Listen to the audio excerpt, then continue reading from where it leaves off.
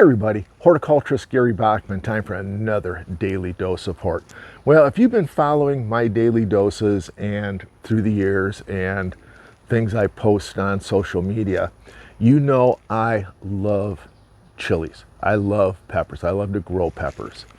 You know, several years ago, I grew 63 different peppers here at the Urban Nano Farm. Only 3 bell pepper types.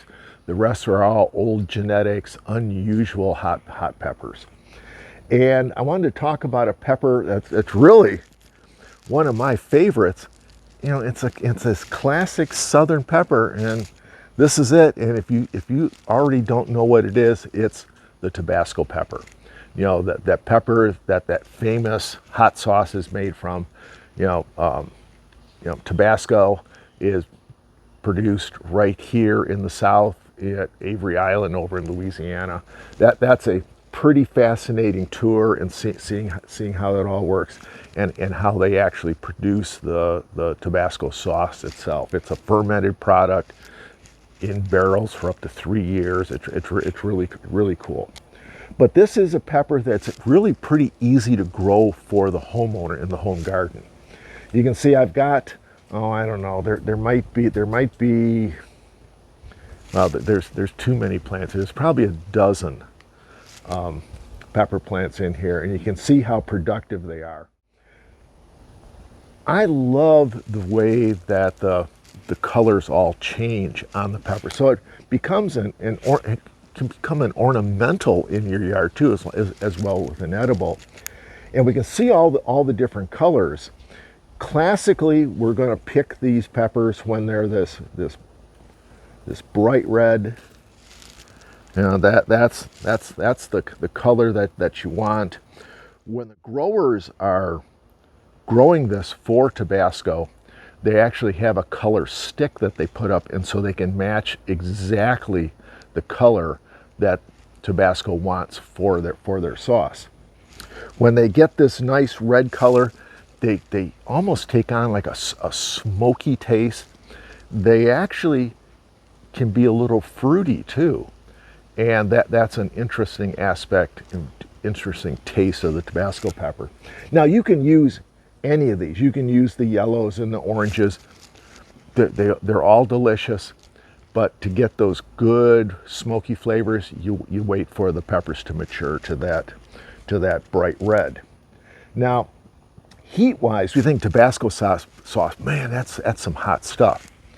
These peppers, as we pick them, will be about maybe 30,000 to 50,000 Scovilles. That's that heat level, or the heat measurement level. Maybe 4 times up to 20 times hotter than a jalapeno. But when they're making the sauce, they create a mash with the peppers. They ferment it, drain off remove the mash, and then dilute the liquid that's left over with vinegar, and it brings it down to about the heat of a jalapeno. So Tabasco sauce really isn't that hot, but it is pretty darn tasty. Now, I'm going to pause this for a second.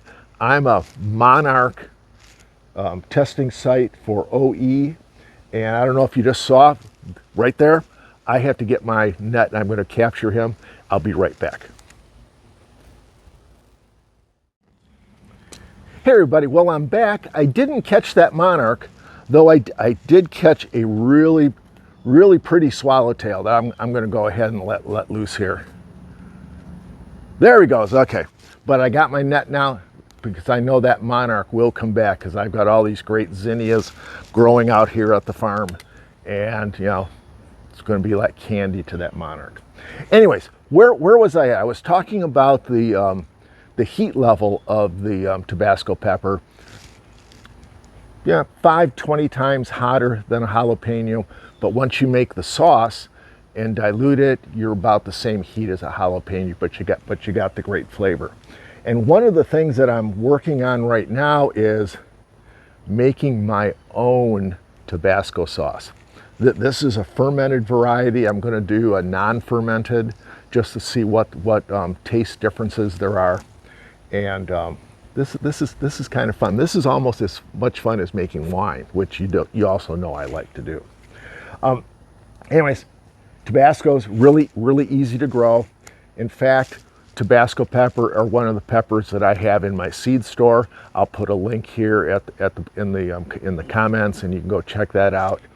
Now's a great time to start looking at varieties that you want to grow for next year, because there's going to be seed shortages. There's still seed shortages after the pandemic. We just haven't all caught up to that, and there's lots of small guys, me, that are producing good quality seeds. Mine here at the Urban Nano Farm are really curated for growing in the Deep South. If I'm having success here, I know that you can have success too. So anyways, thanks for joining me. We'll see you next time on another Daily Dose of Hort.